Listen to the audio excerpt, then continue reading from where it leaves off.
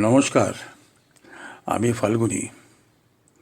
আজ জ্ঞানবৃক্ষের অধিবেশনে মানব আচরণ ও মনোময় কোষের নিয়ন্ত্রণকারী জ্ঞান নিয়ে আলোচনা করব। কারণ মানুষের চালিকা শক্তি, যা ঈশ্বর নির্দিষ্ট দায়িত্ব পালনে সাহায্যকারী, সেটা হলো জ্ঞান। মানুষের কর্মযোগ্যতা অর্থাৎ কাজ করার ক্ষমতা, কিভাবে কাজটা সম্পূর্ণ করতে হবে, সবটাই নির্ভর করে তার জ্ঞানের উপর। সাধারণভাবে মনে হবে কাজের পরিপূর্ণতা বা সাফল্য সবটাই তার নিজের শিক্ষাগত যোগ্যতা বা অভিজ্ঞতার উপর নির্ভর করে। বাস্তবে কিন্তু এটা হয় না।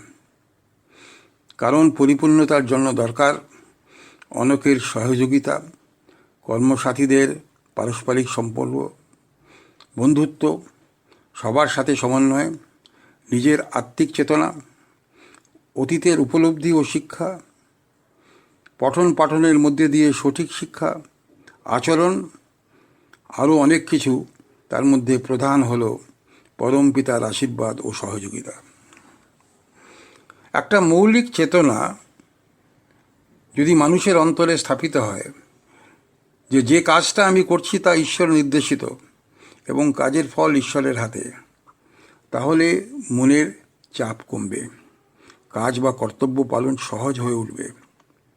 এর জন্যে প্রয়োজন আত্মজ্ঞান। আত্মজ্ঞান তার চারিত্রিক ও ব্যবহারিক জীবনে প্রভাব ফেলে। আত্মজ্ঞান আচরণকে সংযত করে, অহংকার ত্যাগ হয়, শ্রেষ্ঠ প্রমাণ করার তাগিদ থাকে না, ক্রোধ, ইগো ও বিলাসিতা কর্মযজ্ঞে স্থান পায় না। আত্মজ্ঞান যা ঐশ্বরিক, তাকে সঠিকভাবে নির্ভুলভাবে কাজ করতে সাহায্য করে। সাহায্যকারীরা না চাইতেই এসে সহযোগিতা করেন। মন হলো জ্ঞানের ভাণ্ডার।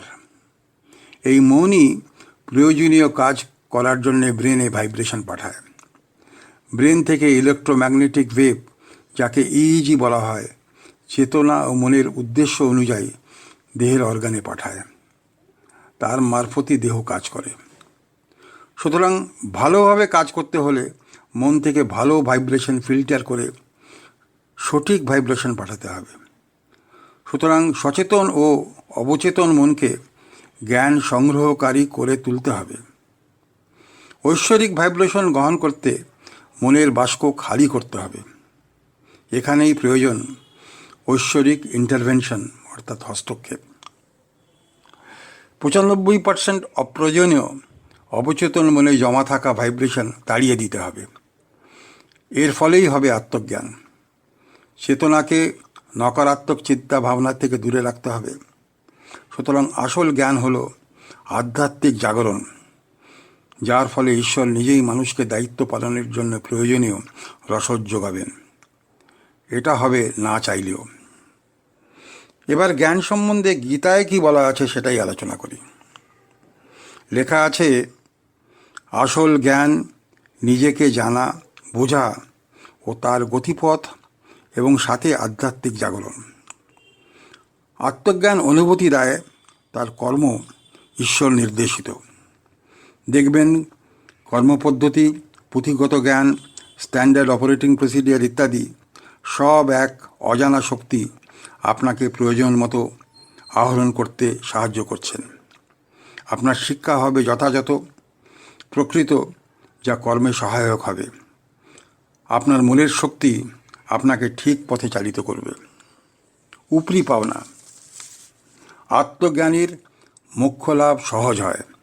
স্বামী বিবেকানন্দ বলেছেন, কর্মজীবনে শারীরিক, মানসিক, আধ্যাত্মিক সকল ব্যাপারে মানুষকে গঠনমূলকভাবে চলতে হবে। এর প্রয়োজন আত্মজ্ঞান। কোনো ডিসক্রিমিনেশন নয়। কাউকে ঘেন্না করবেন না। আপাত দৃষ্টিতে অধঃপতিত মানুষকেও কাজে অভয় ও উৎসাহ দিতে হবে। এটা করতে ঐশ্বরিক গুণের ও জ্ঞানের প্রয়োজন। আরেকটি প্রসঙ্গ হলো কাজের সময় সন্দেহ। এই সন্দেহের উৎপত্তি চাওয়া ও পাওয়ার মধ্য দিয়ে। মানুষকে বুঝতে হবে মৃত্যুর সময় কোনো বৈষয়িক বিষয় আত্মার সাথে বহন করেন না, মায়াজালে আবদ্ধ হবেন না। সুতরাং জ্ঞান মানুষকে অ্যাটাচমেন্ট থেকে দূরে রাখতে শেখাবে। মনে আপনার কোনো হৃদয়ে বস্তুতান্ত্রিক কোনো জিনিস যেন প্রভাব না ফেলে। নিজেকে চিনতে হবে, শিক্ষা লাভ করতে হবে অতীতের এক্সপিরিয়েন্স দিয়ে। অনেক ধর্মগুরুরা বলেন যা ভবিতব্য তা হবেই কর্মফল অনুযায়ী, ব্যতিক্রম যদি ঈশ্বর ছাড় দেন। সৃষ্টি আসলে একটি 5,000 বছরের চক্র। ঠিক 5,000 বছর আগে একই ঘটনা ঘটেছিল, হয়তো একটু অন্যভাবে। কর্ম ও জ্ঞানের ফিউশন ঈশ্বর নির্দিষ্ট কর্মযোগ ও জ্ঞানযোগের মাধ্যমেই সম্ভব। মনুষ্যরূপী কোনো আত্মাই জ্ঞান ভাণ্ডার কিছু অজানা নয়, শুধু প্রচ্ছাদনে জ্ঞান ঢেকে রয়েছে। প্রতিটি জন্মে ঈশ্বর একটি জ্ঞানের আলো মানুষের জীবনে আনেন, তার জন্য অবশ্য চেষ্টা করতে হবে। তাই বোধহয় 5 বছরের শিশু গান গেয়ে কঠিন অঙ্ক কষে সবাইকে অবাক করে দেয়। ওই জ্ঞান তার পূর্বজন্মের। সুতরাং পূর্বজন্মের জ্ঞানকে এই জন্মে কাজ লাগাতে ঈশ্বর নির্দিষ্ট পথে চলতে হবে, প্রার্থনা করতে হবে।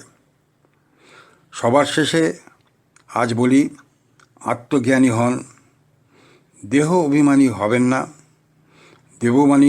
দেহ অভিমানী না হয়ে আত্ম অভিমানী হন, দেখবেন ঈশ্বর আপনার পাশে আছে। ধন্যবাদ।